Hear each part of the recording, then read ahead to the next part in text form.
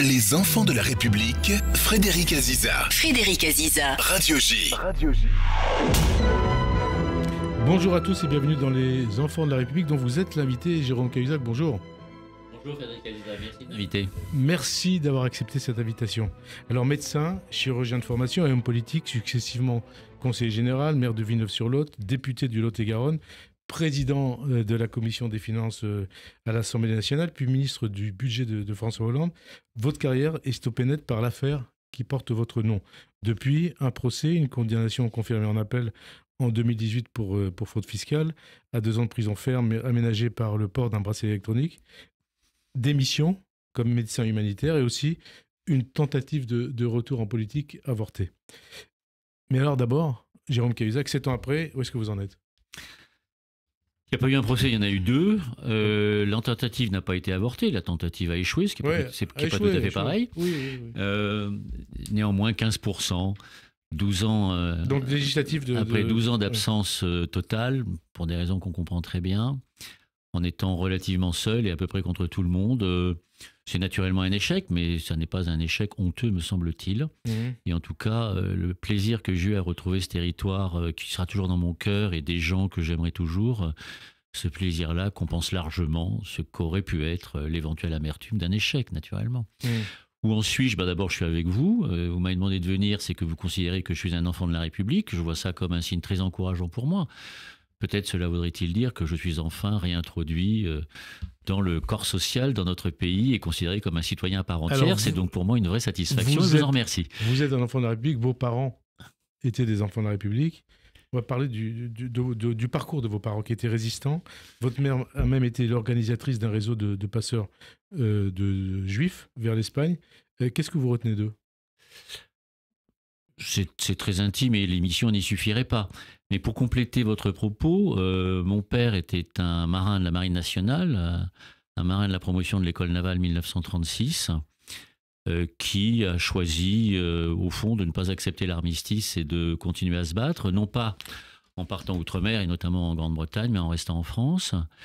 Et il a travaillé, il a résisté dans un réseau qui était animé par 2 hommes exceptionnels, un homme qui s'appelait Ravanel, c'était son nom de guerre, et un autre qui s'appelait Jean-Pierre Vernant, que je crois beaucoup d'hellénistes et de philosophes connaissent, qui était un homme également exceptionnel. Mon père était, je crois, le seul militaire de la bande.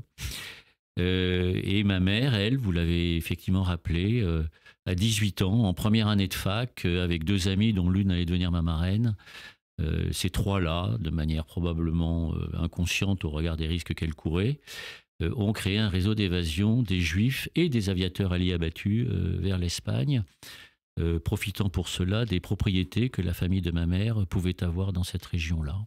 Et alors, c'est quoi le message qu'ils vous ont transmis, vos parents ?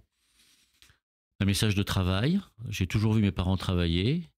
Mon père était donc un ancien marin à la fin de la guerre pour des raisons de santé. Il était grand invalide de guerre, invalide à 100%. Mon père a été versé dans le corps de l'aviation civile, puis du corps des ponts. Et ma mère était professeure dans la classe préparatoire Henri IV. Donc le travail a toujours été une religion chez nous, avec la lecture. D'ailleurs, nous n'avions pas de télévision. Nous avions une grande bibliothèque dans ma maison, dans mon appartement familial. Mon petit appartement familial à Antony. Le travail, on n'avait pas le choix dans notre famille. Il fallait bien travailler, il fallait être reçu au bac brillamment, il fallait faire des études supérieures. Et alors justement, études supérieures, vous avez choisi la médecine, c'est une vocation ou un hasard ? Alors, j'ai pas d'abord choisi la médecine, parce qu'avant de faire médecine, j'ai fait une maths sup et une maths spé à Louis-le-Grand, qui ont probablement été les 2 années d'études les plus dures et difficiles de ma vie, car j'ai dû être sous l'eau en permanence. Et vous avez failli faire comme votre père ? J'ai été reçu à l'école navale, mais j'ai démissionné, en effet. Voilà. Oui. Et donc ensuite, c'est médecine, hein ? La médecine et donc, est un peu le fruit du hasard. Du hasard, c'est pas une vocation. Non, c'est pas une vocation. En revanche, dans le cadre de mes études médicales, dans les différents stages que j'ai pu faire, j'ai découvert ce qu'était la chirurgie et j'ai eu pour cette spécialité et cet art une passion absolument dévorante qui m'a fait à nouveau beaucoup travailler, beaucoup m'investir. Vous savez, on travaillait 80-90 heures par semaine, on ne demandait pas de repos, les gardes n'étaient pas payés, mais on adorait ça.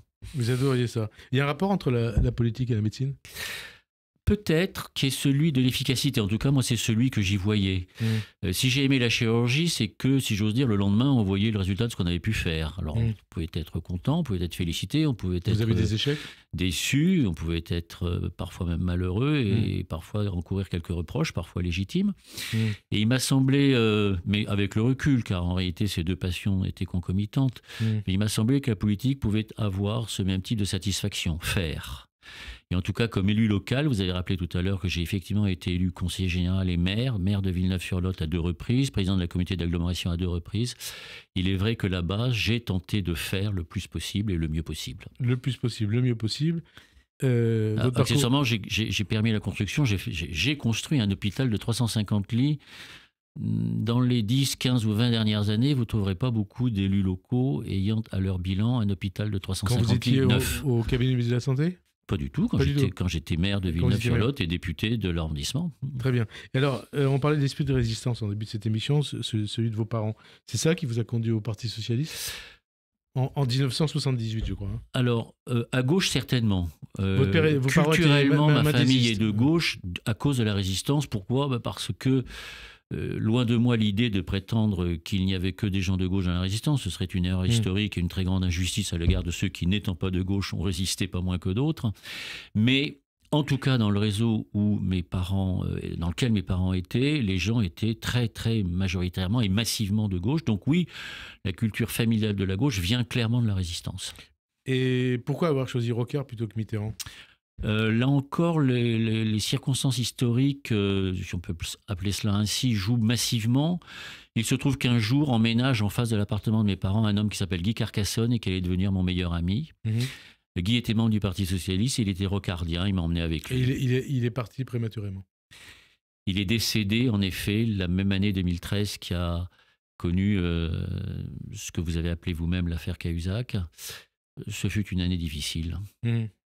Guy Carcassonne, c'était quelqu'un de vraiment bien, intéressant. C'était un homme exceptionnel, d'une intelligence absolument hors du commun. C'était un pur génie, il faut dire les choses comme elles sont. D'une culture invraisemblable. Et qui ne se prenait pas au sérieux.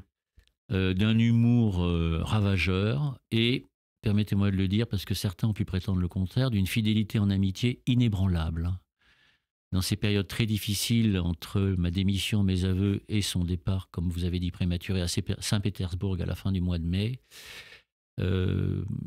Guy m'appelait peut-être 5, 6, 7, 10 fois par jour et j'allais dans son bureau essayer de retrouver un peu d'air, un peu de souffle, un peu de volonté de vivre, je dois dire aussi. On en parlera. Guy a été un homme exceptionnel et son absence comme ami est pour moi cruelle tous les jours, mais pour le pays, elle est dramatique. Alors on en parlera tout à l'heure de ce qui s'est passé au moment de cette affaire. Le 10 mai 81, comment ça résonne aujourd'hui en vous ? Le 10 mai 81 ? Parce que je crois que vous étiez avec... on l'a fêté avec Guy tous les deux. On était ensemble à la place de la Bastille tous les deux, on était allés au PS tous les deux, 10 mai 81, en voyant ce qu'on appelait à l'époque les barons socialistes fêter la victoire de Mitterrand. Nous étions déjà rocardiens. Ouais. Donc on était content pour la gauche et on espérait que les vues de Rocard pourraient prévaloir. Dans un premier temps, on ne peut pas dire que ce fut le cas. Ni après d'ailleurs. Hein. Enfin, bon. Après davantage. Enfin, il n'est pas devenu président de la République. Après davantage. Non, Michel Rocard n'est jamais devenu président de la République, mais la façon dont il envisageait non seulement la politique économique, mais la politique sociale, fut celle qui, en définitive, a prévalu. Ouais. Alors on en parle. Justement, est-ce que c'est juste de dire, puisque vous parlez de politique économique et sociale, on parle du 10 mai 81, est-ce que c'est juste de dire, et répondez-moi franchement, que les années Mitterrand ont plombé les finances de la France avec les 39 heures, la 5e semaine de congés payés et la retraite à 60 ans ? C'est juste ou pas dire ça, on en paye aujourd'hui les conséquences ? C'est très compliqué de décontextualiser des décisions aussi importantes.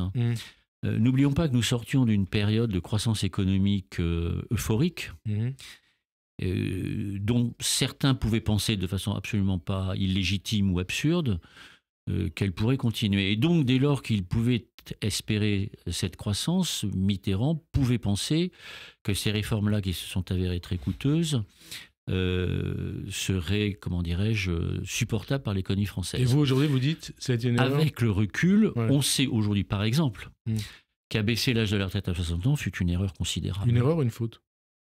Je ne sais pas trop la différence. Il est clair que ça ne fait pas de bien aux finances publiques et il est clair que ça ne mettait pas, comment dirais-je, la société du travail de notre pays dans un contexte qui, aujourd'hui, serait préférable à celui que nous connaissons. C'est incontestable. Le contexte d'aujourd'hui. Et après, on revient sur votre parcours. Quand vous quittez Bercy, en 2013, mars 2013, la dette publique s'établit à 93,5%. 93,5%. Elle est aujourd'hui aux alentours de 110%. 110, 112, 113%. Comment trouver les économies nécessaires pour rétablir la situation en reniant sur les dépenses de santé, sur le budget des collectivités locales, sur le social ou en augmentant les impôts, comme ça a été fait par François Hollande et donc par vous quand il est arrivé? Alors, un mot d'explication sur effectivement ce que fut la politique économique et fiscale de l'année 2013. Mais très rapidement. Elle a été décidée, oui, mais il faut bien comprendre que la situation économique de la France est déjà compliquée. Au demeurant tellement compliquée budgétairement que Nicolas Sarkozy et sa ministre du Budget, Valérie Pécresse, ont déjà augmenté les impôts d'une 30aine de milliards en année pleine l'année précédente. Il me semble que c'est 30 milliards de plus après. Et le budget 2012 prévoit pour 2013, effectivement, une augmentation supplémentaire de 30 milliards. Donc ça fait quand même 60 milliards sur 2 ans. C'est considérable. Le risque que ces hausses d'impôts aient un effet récessif est évident. C'est un sujet qui est abordé très clairement. Et un choix politique est fait, qui est le choix de faire courir effectivement le risque d'une récession, car ce que Angela Merkel a exigé de François Hollande, qui lui a donné satisfaction, c'est que la France allait, dans l'immédiat, tenter d'assainir ses finances publiques en urgence, plutôt que d'instaurer dans sa constitution ce qu'on appelle une règle d'or budgétaire, qui prévalait à l'époque en Allemagne, et que d'ailleurs le nouveau chancelier, ou plutôt le précédent, a fait sauter dans une indifférence quasi générale. Et donc le choix pour Hollande a été de souder le couple franco-allemand au prix d'une augmentation d'impôts, plutôt que de le faire au prix d'un verrou constitutionnel qu'il jugeait trop lourd. Et donc il a eu tort. Vous avez eu tort. Dans l'instant, il a raison. Dans l'instant, il a raison, car c'est la moins mauvaise des solutions qui pouvaient être adoptées. Là où il a eu tort ensuite, c'est que par manque de courage, mais hélas, que ça soit dans sa vie personnelle ou dans sa vie publique, c'est un peu à l'occasion sa marque de fabrique malgré tout. De François Hollande. Oui, de François Hollande. On va avancer parce par manque de courage, il n'a pas fait ce qui était prévu ensuite, c'est-à-dire l'ajustement étant fait, il fallait faire des économies et ensuite baisser les impôts. Alors, je vous posais la question sur aujourd'hui, qu'est-ce qu'il faut faire? Alors aujourd'hui, si vous voulez que je fasse ça rapidement, j'en suis incapable. Non, ça c'est impossible rapidement parce que... Bon. Ou alors c'est Merlin Lachance. Vous avez tort parce que je trouve que la chose mérite d'être débattue. Il faut comprendre ce que c'est d'abord qu'un déficit primaire. Le déficit primaire, c'est ce qui reste à payer, n'est-ce pas, avant que l'on ne commence à rembourser la dette. C'est-à-dire, avant qu'on ne commence à rembourser la dette, qu'est-ce qui reste encore à payer? Quand le déficit primaire est à zéro, il n'y a pas de problème d'endettement. Aujourd'hui, le déficit primaire du pays sera, cette année, probablement de 5 points de PIB, c'est-à-dire 150 milliards d'euros. Avant même de commencer à payer les intérêts de la dette, il faut payer 150 milliards qu'on ne peut payer qu'en empruntant. Premier élément. Deuxième élément, à ces 150 milliards, il faut rajouter au moins un point de PIB si on veut réarmer le pays et procéder à la transition énergétique. Certains parlent même d'un effort à 5 points de PIB pour la défense nationale. Mais restons à 1 point, parce que sinon on va avoir des chiffres qui donnent le tournis. Un point de PIB, c'est 30, donc 150 plus 30, ça fait 180. Et donc, si on veut assainir les finances publiques, il faut faire un effort sur la durée de 180 milliards d'euros. Les impôts. Imaginons une taxe Hugman, ce qu'on appelle la taxe sur les riches, à 2 points. Je crois qu'un texte a été voté. Un texte a été voté en ce sens au Parlement, avec d'ailleurs le concours surprenant à la fois du Rassemblement national et de la France insoumise. Ça rapporte 20 milliards. 20 milliards. Il en manque encore beaucoup. Un point de TVA, ça rapporte 10 milliards. Un point de CSG, ça rapporte 16 milliards. Donc vous voyez qu'on est très très loin du compte. Et donc imaginez qu'on va pouvoir procéder à l'ajustement budgétaire nécessaire. Sans augmenter les impôts par les impôts et seulement sans les impôts, c'est illusoire. Ça ne se fera jamais. Maintenant, on dit qu'il faut que l'État réduise son train de vie. Il y a 1600 milliards de dépenses publiques. Sur ces 1600 milliards, le fonctionnement de l'État, c'est 500 milliards. Pas dur ces chiffres, 500 milliards. Voilà, 350, et dans ces 500, 350 milliards pour le salaire des fonctionnaires, rémunérer les fonctionnaires. Vous imaginez vraiment qu'on peut trouver 150 à 180 milliards à partir de 500 milliards? Mais c'est impossible. Et donc? C'est tout à fait impossible. À supposer qu'on arrive à réduire le fonctionnement de l'État de 5 points, ce serait déjà extraordinaire. Ça fait 25 milliards. Et donc ça veut dire 25 que... milliards. Alors deux questions, est-ce que ça veut dire que la France est un État en faillite ou au bord de la faillite? Et puis, est-ce qu'il y a une solution? Alors la France n'est pas en faillite, puisque de toute façon, il y a des gens qui continuent à prêter. Ouais. Mais si on prend l'hypothèse que le taux de croissance de 3 points est le même que les taux d'intérêt, 3 points, deux hypothèses qui aujourd'hui ne sont pas vérifiées. La croissance ne sera pas de 3 et les taux d'intérêt vont être au-dessus.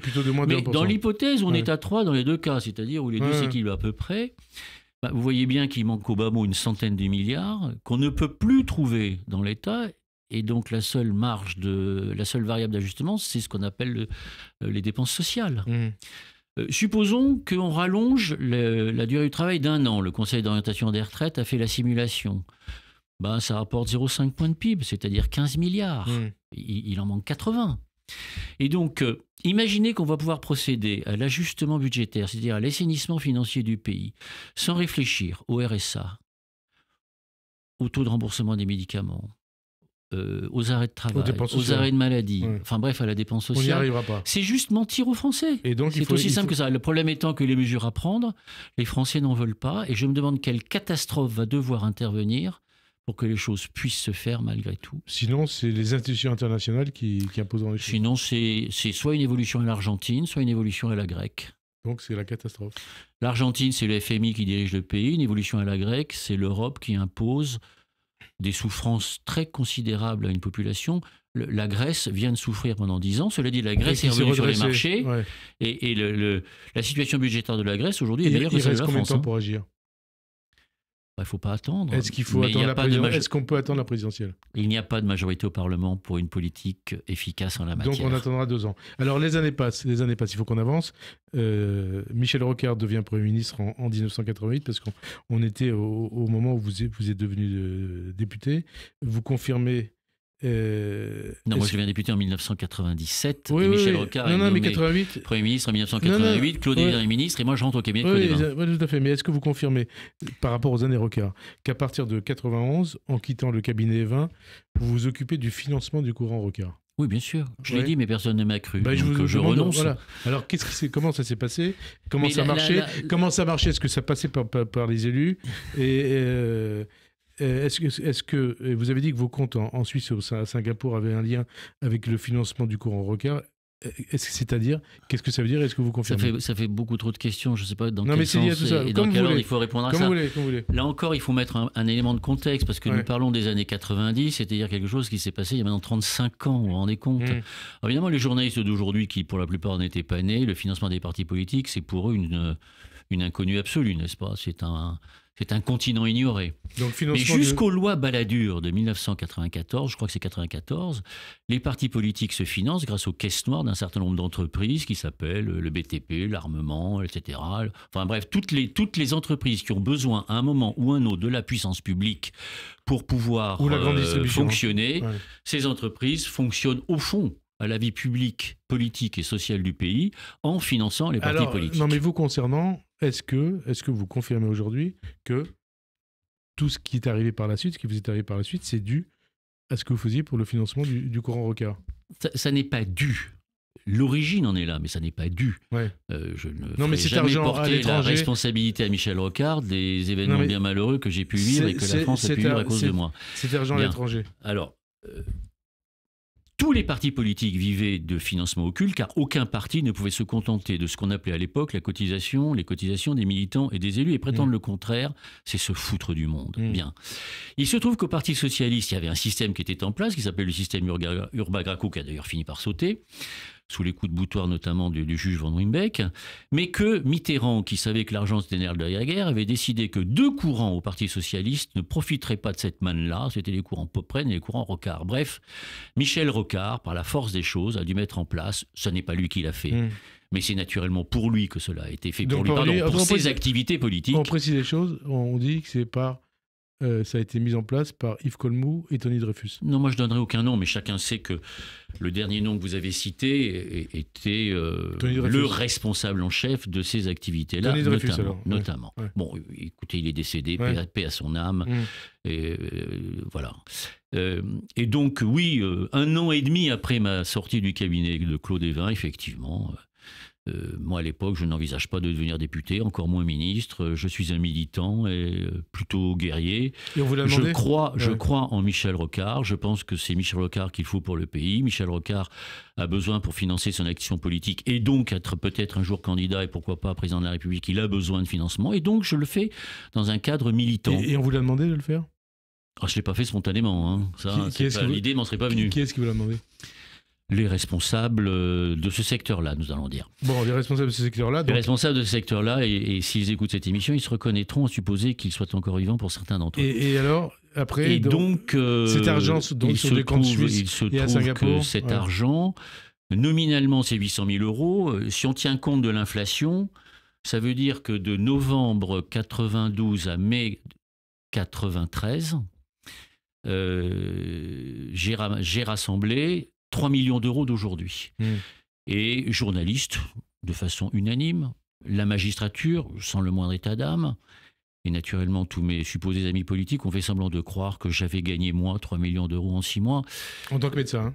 3 millions d'aujourd'hui en 6 mois, il se trouve que je n'en ai jamais été capable, je le regrette probablement, mes enfants aussi, encore plus aujourd'hui, mais je n'en ai jamais été capable, je n'en suis pas capable et je n'en serai probablement jamais capable. D'ailleurs, qui est capable de gagner 3 millions d'euros en 6 mois ? Il y a des preuves de ce que vous dites, de ce que vous avancez ? Est-ce qu'il y a des comptes des sociétés ? Il y a juste il y a une question de bon sens, enfin, c'est... Comment est-ce que je peux gagner 3 millions d'euros en 6 mois alors que je n'ai plus aucune responsabilité dans aucune institution de la République ? Enfin, faut arrêter. Et ensuite, est-ce que vous avez essayé de vous débarrasser de cet argent ? Oui, à 2 reprises, j'ai demandé qu'est-ce que j'en fais. À 2 reprises, on m'a dit « bouge pas une oreille, on me dira ». J'attends toujours qu'on me dise. Et j'aurais dû comprendre... l'argent était déjà en Suisse ? Oui, naturellement, il ne pouvait pas rester... dans un cartable ou dans une lessiveuse ou dans un matelas, évidemment. D'ailleurs, si ce compte a été ouvert, c'est toujours à la demande des mêmes. Mais passons. Et donc, je l'ai fait par militantisme. La grande erreur que j'ai commise, c'est de ne pas m'en débarrasser plus tôt, mais la vérité que je ne voulais pas y toucher. D'ailleurs, je n'y ai jamais touché. Cet argent n'était pas à moi. Voilà, et je ne m'en occupais jamais. Et la seule personne en dehors du milieu politique qui était au courant était quelqu'un qui m'était assez proche, et je n'aurais probablement pas dû le lui dire. Alors, les années passent. 97, comme vous le disiez à l'instant, vous devenez député après la dissolution. 2010, vous êtes élu à la présidence de la commission des finances de l'Assemblée. 2 ans après, vous devenez ministre du budget de François Hollande. Et puis il y a une question qu'on peut se poser, que je me suis posée, et donc je vous la pose. En sachant ce que vous saviez sur vous, sur votre compte en Suisse, comment vous avez pu accepter de devenir le président de la commission des finances de l'Assemblée, puis le ministre du budget ? C'est un déni de votre part ou c'est un sentiment d'impunité ? C'est ni l'un ni l'autre. Cet argent n'était pas à moi. Donc je me sentais que très peu concerné par cette affaire. Il n'était pas à moi. Et j'avais décidé, et je n'ai jamais dérogé à cette règle, de ne pas me servir de cet argent. Il n'était pas à moi. Vous ne l'avez jamais utilisé d'une manière ou d'une autre ? Les sommes récoltées entre novembre 92 et mai 1993 n'ont jamais été utilisées par moi. La justice l'a prouvé. La justice. Et sur ces comptes, il y avait de l'argent qui provenait d'autres. C'est encore une autre histoire. Mais si franchement, puisque vous avez l'air pressé, je veux bien qu'on en parle. Mais là, on va rentrer dans les développements qui sont d'une longueur folle. Mais ce que je veux vous dire, et encore une fois, la justice m'en a donné acte. Les sommes déposées pendant ces 6 mois ont été retrouvées intactes lorsque la justice s'en est saisie. C'est donc que je ne les ai pas utilisées, me semble-t-il. Alors on avance, décembre 2000. Et donc, ni impunité, ni cynisme, ni déni, simplement la conscience manifestement erronée que cet argent n'étant pas à moi, que je n'étais qu'un prêt de nom, je n'avais pas à me sentir concerné par ça. Décembre 2012, l'affaire éclate, elle vous conduira à démissionner du gouvernement le 19 mars. Non, l'erreur, c'est le mensonge. Ouais, on y vient. Le mensonge est une horreur. 19 mars 2013. Et justement, ce qui a marqué les esprits, c'est bien entendu d'abord la fraude fiscale, mais surtout, ce que vous dites, le mensonge. Face à Jean-Jacques Bourdin... Non, c'est à l'Assemblée nationale. Oui, non, mais on va Jean-Jacques Bourdin, c'est après. Oui, mais c'est après Jean-Jacques Bourdin. À l'Assemblée nationale, Mais, le mensonge fondateur, pardonnez-moi, mais le mensonge fondateur est à l'Assemblée nationale. Et à partir du moment où j'avais menti à l'Assemblée nationale, que voulez-vous que je dise d'autre à Jean-Jacques Bourdin? Non, parce que je voulais vous parler de l'Assemblée nationale, parce que ça vient après un rendez-vous avec François Mitterrand, le 5 décembre. Non, Hollande. Excusez-moi, François Hollande, 5 décembre 2012. Je pense que François Mitterrand aurait géré les choses différemment. Donc vous voyez François Hollande le 5 décembre 2012, le matin. Vous lui dites quoi à ce moment-là? Là encore, je ne veux pas schématiser, en plus je ne veux pas créer de polémique, enfin tout ça est vieux maintenant. D'ailleurs, je trouve qu'on passe déjà beaucoup trop de temps là-dessus, mais enfin bon, c'est vous qui conduisez l'émission. Moi, j'ai toujours dit que François Hollande ne m'avait jamais demandé ce qu'il en était. Je maintiens. François Hollande prétend que je lui ai menti les yeux dans les yeux. Pour lui mentir les yeux dans les yeux, encore eût-il fallu qu'il me posât la question. Moi, je dis qu'il ne m'a pas jamais posé la question. Naturellement, lui va dire le contraire. Et alors Et donc, dans cette polémique-là, c'est à armes inégales. François Hollande, aussi légitime ou curieux que cela puisse paraître à certains, a gardé une parole. Moi, je n'en ai plus. Donc, je ne peux que perdre. Alors, vous pouvez que perdre. Attendez. Vous avez un confrère qui s'appelle François Bazin. François Bazin a écrit un article dans lequel il indique qu'au cours de ces 48 heures fatidiques, il parle du mardi et du mercredi, j'ai menti 2 fois les yeux dans les yeux à François Hollande. Si j'ai menti 2 fois les yeux dans les yeux à François Hollande, c'est que je l'ai vu 2 fois. Moi, je n'ai jamais parlé que d'une fois. Et si nous nous sommes vus 2 fois, nous ne sommes que 2 à le savoir, François Hollande et moi. Donc François Hollande a manifestement parlé d'une 2e fois. Il a eu lieu cette 2e fois? Ça n'a pas été la 2e, ce dont il parle, c'est la première.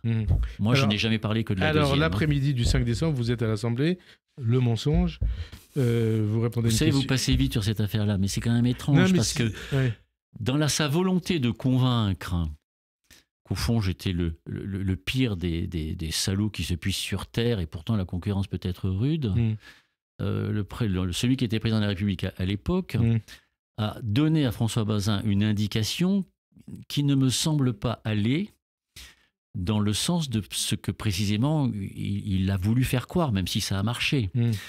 Car moi, par loyauté, je n'ai parlé que de la question au demeurant très édulcorée qu'il m'a posée à la sortie du Conseil des ministres ce mercredi-là.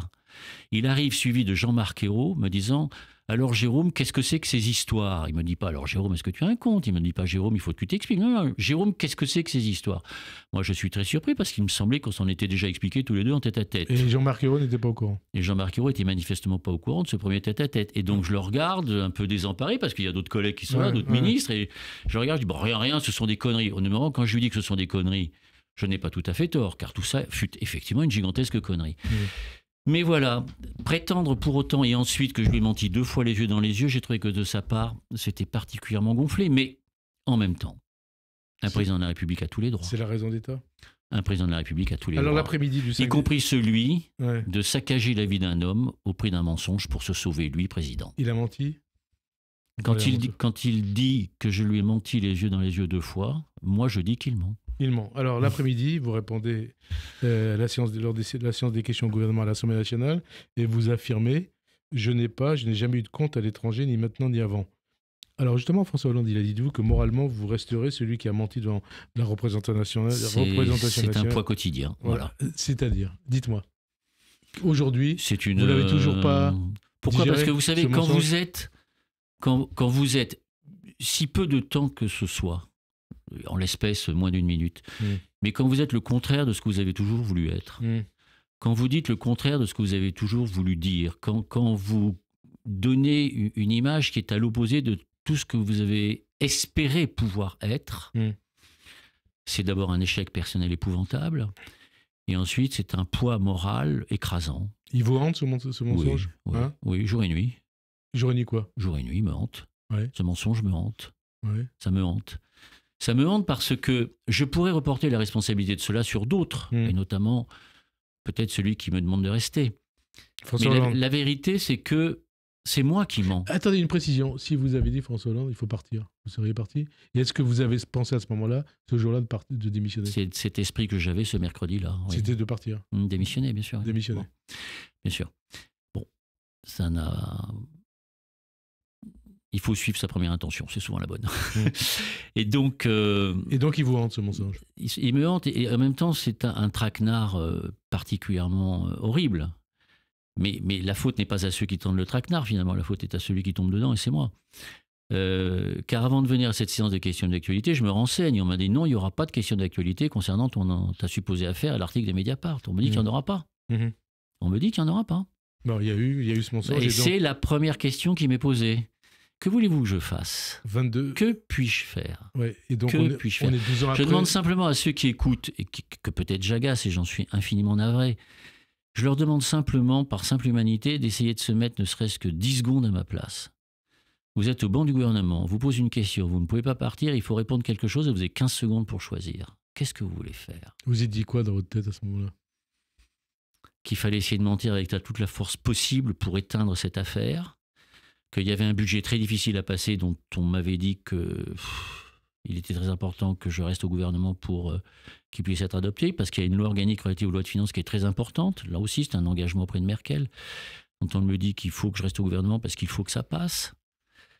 Et en 15 secondes, je prends la décision la pire de ma vie, car à être présent et à devoir répondre, je n'aurais pas dû répondre à la question, j'aurais dû simplement dire j'ai l'intention de présenter ma démission au président de la République, au Premier ministre. Ce que vous n'avez pas fait. Et 12 ans après, ce que j'aurais dû faire. Et 12 ans après, ça vous hante toujours. Et 12 ans après, j'aimerais qu'on remonte le temps pour que je puisse dire ça. Bah vous le dites, là.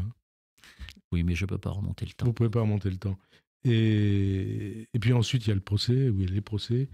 Ensuite, il y a un déchiquetage politico-médiatique d'une violence, d'une inhumanité, d'une barbarie absolue, avec une presse grégaire, impitoyable, irresponsable à certains égards, m'accusant de choses qui se sont avérées inexactes, sans que jamais le moindre démenti n'apparaisse. J'aurais fraudé les régimes de retraite, enfin j'en passais d'autres. Il faut supporter ça et comprendre que votre vie ne sera plus jamais la même et que même la vie devient difficile puisque à un moment la violence est telle, la violence sociale à mon égard est telle que je ne peux plus rester à Paris, que je suis obligé de partir en Corse qui est le seul territoire où j'arrive à vivre à peu près normalement. L'île Juste. La Corse à l'époque ne faisait qu'un département, effectivement. Alors mon sort n'a rien à voir avec celui des Juifs, je tiens quand même à préciser les choses. Ma vie n'était pas en danger, mais c'est la notion de persécuter. Voilà. La notion de persécuter. Enfin, le sentiment d'une forme de persécution.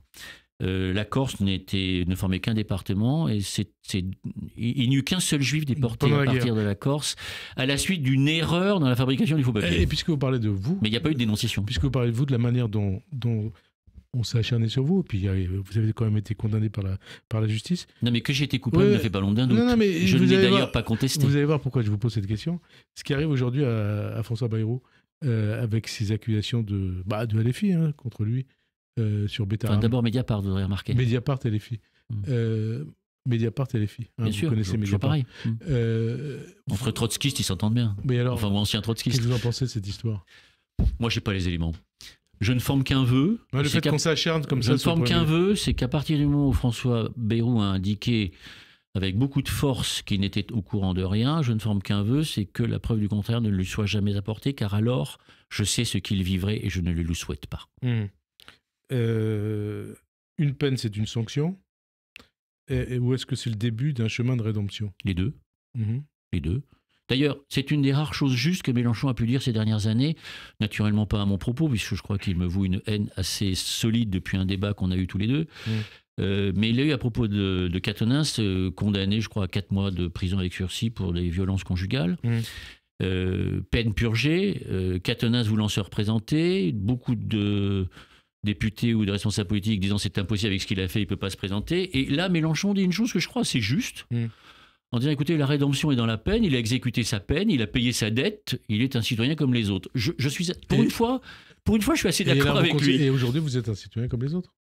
Je me considère comme un citoyen comme les autres. Est-ce qu'autour de vous, les amis que vous aviez, autant vous étiez médecin, étudiant peut-être, en politique, tout le monde vous a lâché ou pas ? Non, les amis, alors, les amis que j'ai pu avoir avant que je ne fasse de la politique, c'est-à-dire dans mes vies antérieures, ces amis-là, à l'exception d'un seul, qui m'était très cher, dont le prénom est le prénom de mon fils, et ça n'est pas un hasard.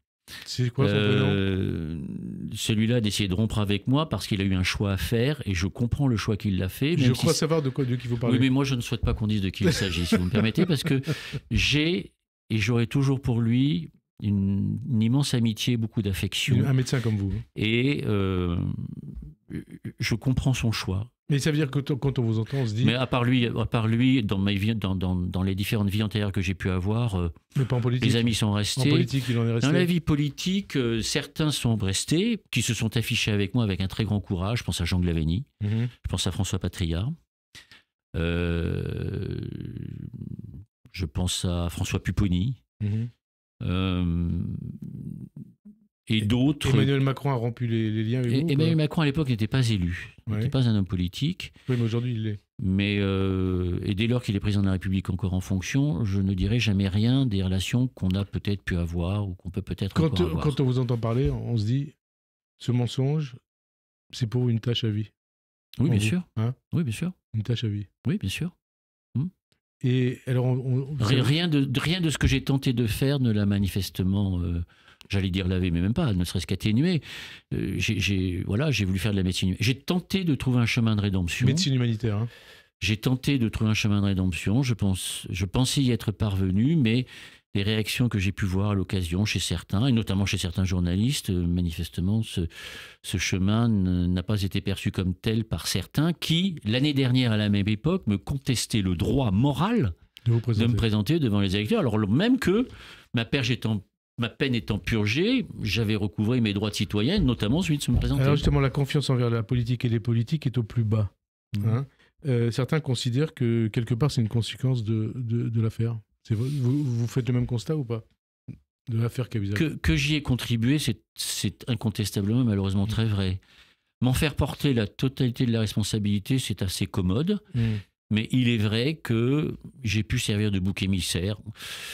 Écoutez, si je peux être encore utile à ce pays de cette façon-là, j'essaierai de prendre ça comme une consolation. Alors on parlait de vos parents au début de l'émission, hein, des résistants.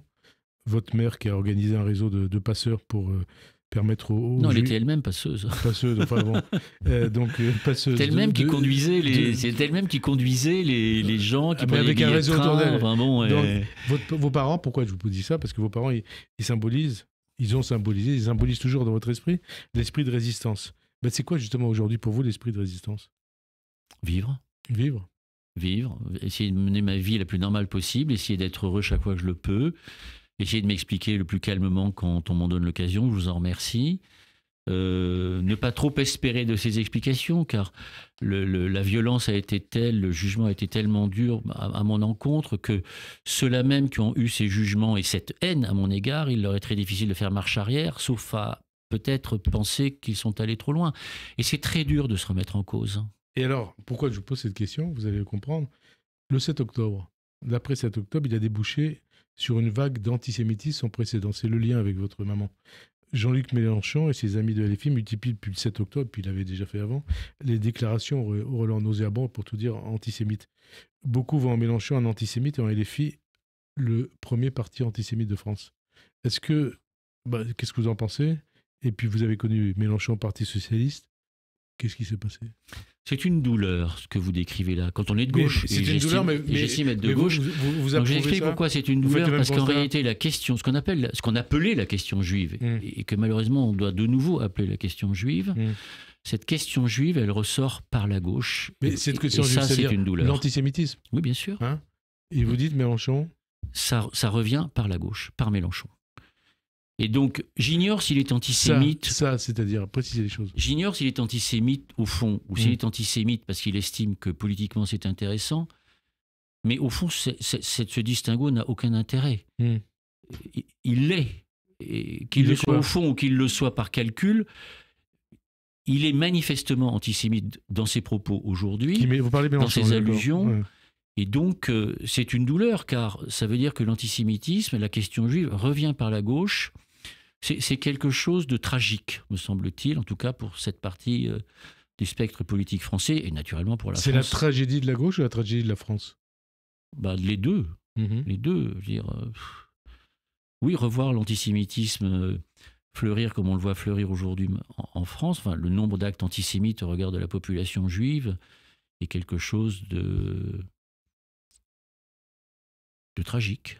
Parce que ce qui se passe, c'est que Mélenchon et ses amis renvoient les Juifs français vers leur proximité avec Israël, en considérant que dès qu'un juif éprouve un sentiment de proximité avec Israël, c'est un génocidaire, un criminel.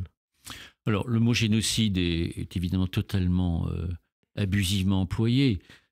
Que Netanyahou et les chefs militaires israéliens commettent des crimes de guerre, oui, il faut avoir le courage de le dire, et je vous le dis sur cette radio, parce que des crimes de guerre sont, je le crains, commis, que je ne veux pas relativiser, en rappelant néanmoins que des personnages comme Churchill ont commis des crimes de guerre en rasant Dresde ou en rasant Hambourg, avec d'ailleurs en 15 jours beaucoup plus de morts que Gaza en 2 ans. Et puis il ne faut pas oublier en plus ce qui s'est passé au Japon.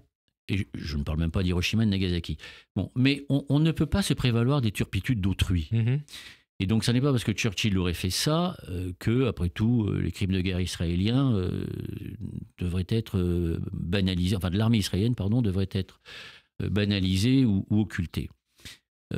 Mais transformer ce qu'on appelle les crimes de guerre en génocide au regard de la définition précise que l'on connaît de ce mot, définition historique et juridique, c'est quelque chose qui est révulsant, mais qui au fond, mais qui malheureusement imprègne notre pays, notre société. Et la jeunesse. Permettez-moi de dire que si j'ai toujours... Enfin, j'ai regardé, comme beaucoup de Français, la prestation du président de la République, Emmanuel Macron. J'ai été infiniment déçu qu'il botte en touche sur cette question du génocide, indiquant que la question ne pouvait pas être réglée par lui, mais par les historiens plus tard. Non, on peut d'emblée dire aujourd'hui que qualifier ce que fait l'armée israélienne de génocide, c'est absurde, c'est monstrueux, c'est indécent, c'est choquant, c'est révulsant. En plus, ça ne fait rien avancer, rien progresser. Donc je regrette qu'Emmanuel Macron n'ait pas eu ces mots-là, si par ailleurs je trouve que c'est quelqu'un d'assez courageux et dont le moins qu'on puisse dire est qu'il sait répondre à ses détracteurs, même si aujourd'hui c'est comme ça, il fait face à un désamour de la part des Français qui est violent, c'est comme ça. Et quand oui, LFI toujours, soutien au Hamas, au Hezbollah, à la Syrie d'Assad, à l'Iran, à l'Algérie, ce qui a poussé certains à dire que c'était le parti de l'étranger. Et vous, LFI, le parti de l'étranger? Ce sont des formules, je me fie un peu de ça. Ouais. Mais en revanche, je crois qu'il ne faut pas méconnaître le rôle, c'est-à-dire l'histoire de Jean-Luc Mélenchon. Jean-Luc Mélenchon fait de la politique avec du fiel. Il en a manifestement... Y compris quand il était au PS avec vous? Oui, à l'époque, il était contrôlé parce que Mitterrand disait de Mélenchon, Jean-Luc Mélenchon, il faut lui faire quelque chose, il faut l'occuper parce que quand il est livré à lui-même, il fait que des bêtises. C'est un homme qui s'y connaissait en nature humaine. Hein. Bon. Et donc Mélenchon fait de la politique avec du fiel, le sien, il semble en avoir une réserve inépuisable, c'est un véritable prophète de la démagogie qui ressort, ou de la haine, qui ressort, démagogie qui ressort dans sa bouche avec un incontestable talent. Parce que on a l'impression que fermentent en lui toutes les haines, les frustrations du peuple français, y compris la pire d'entre elles, c'est-à-dire l'antisémitisme. Donc il fait de la politique avec du fiel, et il l'a fait avec le sang des autres, c'est assez imagé cette fois-ci, c'est assez imagé. Bon, vous regardez la violence de ces attaques, enfin, c'est invraisemblable. Invraisemblable. Bien. Comme s'il fallait faire payer au plus grand nombre ces si nombreuses années d'obscurité politique quand il était au Parti socialiste. Au fond, il ne pardonne pas, ni à ce parti, ni à la gauche, ni à la France, qu'on l'ait maintenu si longtemps dans l'obscurité politique. Et quand on le voit faire ce qu'il fait aujourd'hui, qu'il est dans la lumière, on regrette quand même qu'il soit sorti de l'obscurité. Hein. Et alors, Robert Badinter, vous l'avez connu, il avait dénoncé l'eupénisation des esprits. Est-ce que la mélenchonisation des esprits fait autant de mal à la France que l'eupénisation des esprits, ou est-ce qu'elle en fait plus de mal à la France?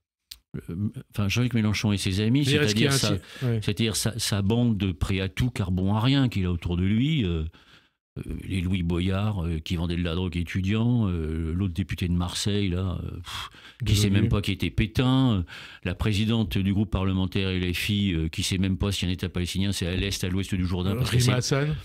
Parce qu'elle ne sait même pas probablement que le Jourdain est un Jourdain qui coule, que d'un côté il y a la Jordanie, que d'autre peut y avoir éventuellement la Palestine. Enfin, comment vous dire, c'est ces gens qui l'entourent et lui-même sont quand même des gens qui sont capables d'une violence, d'une haine, d'une incorrection, d'une indécence. Et la question, enfin, c'était la comparaison entre les deux. LFI, RN, il faut mettre un signe égal, ou vous dites qu'il y en a un plus dangereux que l'autre. Moi, je sais pas quoi vous dire. On ne va pas se lancer sur le Rassemblement national. En dépit de tous les efforts qu'ils font, c'est très bien les grandes limites programmatiques, politiques, je n'ose dire intellectuelles de certains de ses dirigeants. Mais bon, aujourd'hui, malheureusement, ce qui ressort dans le scandale, c'est bien davantage l'extrême gauche que l'extrême droite. Qu'est-ce que vous voulez que je vous dise? C'est factuel. C'est hélas factuel. Et alors, on arrive à la fin de cette émission, Jérôme Cahuzac. C'est quoi vos raisons d'espérer? Et est-ce que vous avez des raisons de désespérer? Et je ne parle pas d'un point de vue forcément personnel, hein, par rapport à la France, à l'Europe, au monde. Écoutez, c'est devenu un truisme. À l'époque, c'était moins connu, mais certains l'ont popularisé. Il faut comment dirais-je, souvenons-nous de ce que disait Gramsci. Gramsci parlait du pessimisme de la lucidité, de l'optimisme du courage. Il faut essayer d'être courageux. Et vous l'êtes? Je m'y efforce. J'ai pas trop eu le choix d'ailleurs, il a bien fallu que je le sois. Merci en tout cas, Jérôme Cahuzac, d'avoir accepté de participer à cette émission, de témoigner. Bonne fin de journée sur Radio J, à dimanche prochain. Merci. Merci Frédéric.